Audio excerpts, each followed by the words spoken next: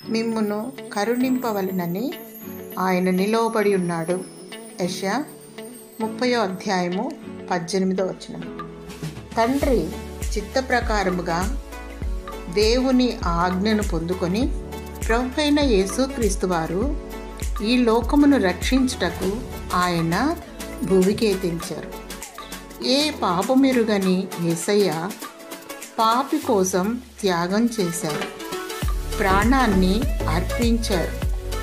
ఆయన దయగలవాడు, కరుణామయుడు, జాలిగలవాడు. నీ ఆత్మ నశింపకూడదని, నీవు రక్షింపబడాలని పునరుద్ధానమును పొంది తండ్రి చెంత విజ్ఞాపన చేయుచున్నాడు. దినమెల్లా తన గాయపడిన చేతులు చాచి నిలువబడి ఉన్నాడు. యేసు నిన్ను ప్రేమించుచున్నాడు.